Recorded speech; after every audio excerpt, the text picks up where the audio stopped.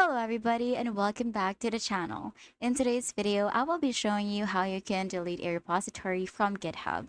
So first things first, you're going to head over to github.com, and then from here, you're going to make sure that you're logged into an account or you have already created an account. Now from here, from your dashboard or your home page, you're going to head over to the top right corner of the screen, and then you're going to click on the profile icon. From here, a drop-down menu will appear, and then you're just going to have to look for this repository section. You're going to click on that. And then from repositories, you're going to choose the repository that you want to delete. So for example, I want to delete this DeepSeek.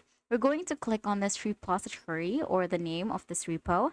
And then from there, you will see all of the tabs right here at the top of the screen. What you're going to do is you're just going to click on the settings tab.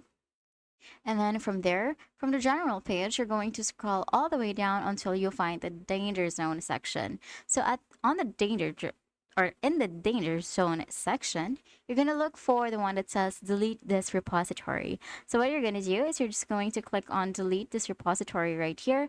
You're going to confirm by clicking on I want to delete this repository.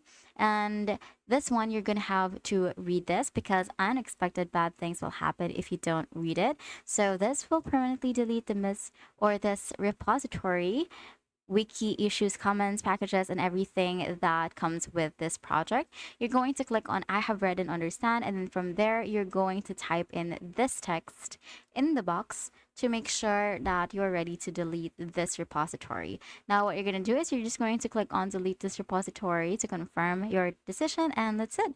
Your repository has been deleted. If this video was helpful, please don't forget to like the video and subscribe to the channel for more videos like this. And if you have more questions, please don't forget or don't hesitate to drop them in the comments below. If you need more tutorials regarding GitHub, you can also check our channels for more tutorial. If this video helped you, I'll see you in the next one.